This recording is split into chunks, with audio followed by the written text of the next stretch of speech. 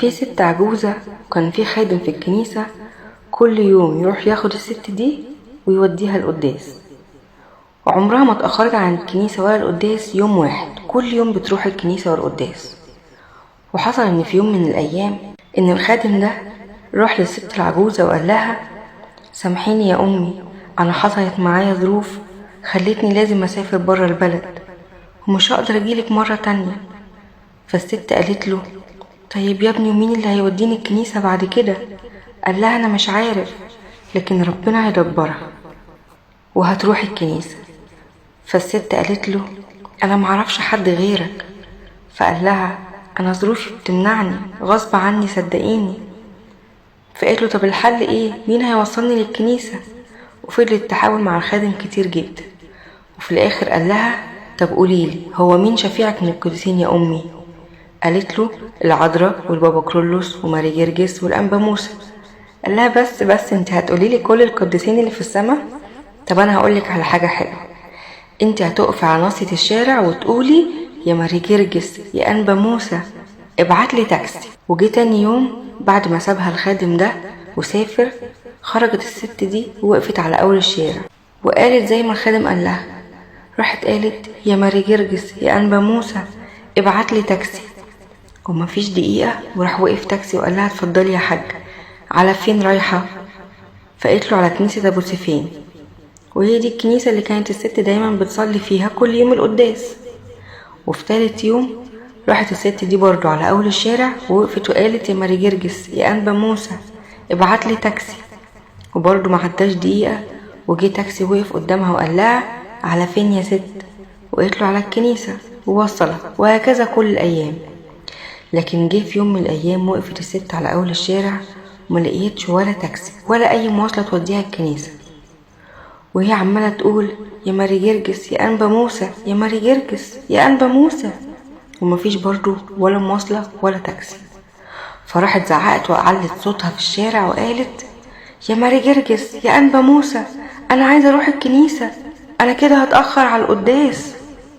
وفجأة لقيت تاكسي جه سريع جدا وقف قدامها وفرمل مرة واحدة، ووقف وقال لها: اركبي يا مقدسة. فقالت في نفسها: كويس، طلع مسيحي.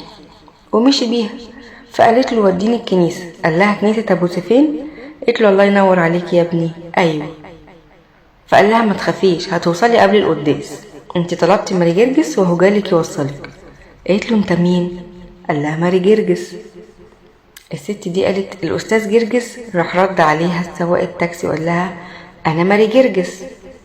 الست قالت في نفسها: هو انا كبرت في السن وسمعي خف، يمكن اكون سمعته غلط وقال ماري جرجس. فالست الكبيرة دي بتبص في السواق فبتشوف شكله ايه، راح بصلها هو، لقيته شاب ومربي شنبه ومكبره وشكله ابيضاني كده وشنبه كأنه مرسوم رسم. وراح السواق طلع صورة واداها لها وقال لها: خدي الصورة دي وخليها معاكي. وبعد ما وصلها الكنيسة فتح باب التاكسي ونزلها. راحت مدياله 5 جنيه، اخدها منها وقال لها: انا واخدها منك بركة، انت ست طيبة وبسيطة وربنا بيحبك. وحط ايده على كتفها ووصلها لباب الكنيسة ومشي. دخلت الست العجوزة الكنيسة ومشيت لقدام شوية، وقفت بتبص على هدومها لقت فيها زيت، راحت مسحته. بعد شوية بتبص تاني لقت برضو فيه زيت، راحت مسحته تاني. فبتبص على كتفها مكان ما سحبها من كتفها ودخلها الكنيسة لقيته عمال بينزل زيت. فبتبص قدامها لقيت كاهن، راحت حكيت له على اللي حصل ووريته الزيت اللي بينزل وانها قابلت واحد وقال لها ان هو ماري جرجس واداها صورة. فبصت فيها ست لقيتها صورة ابو سفين وقالت له: اهي صورة ابو سفين. راح شافها ابونا وقال لها: لا يا امي، دي صورة ماري جرجس، واكيد اللي وصلك ده كان ماري جرجس وربنا سمح لك ان هو يوصلك وتشوفيه. ولما حكت الست للكاهن قالت له انها زعقت في الشارع بصوت عالي وقالت: يا ماري جرجس يا انبا موسى، عايزة مواصلة توديني الكنيسة. فراح رد عليها الكاهن وقال لها انها ما تزعقش تاني، ولما تطلب حاجة من ربنا تطلبها بصوت واطي وهادي. وفجأة بتبص قدامها ما لقيتش الكاهن اللي كان بيكلمها. فشوية كده دخل كاهن تاني فجرت عليه الست دي وقالت له: يا ابونا، هو كان في كاهن هنا دلوقتي، راح فين؟ رد عليها الكاهن وقال لها: مفيش في الكنيسة دي كهنة غيري، وانا كاهن الكنيسة دي، في حاجة؟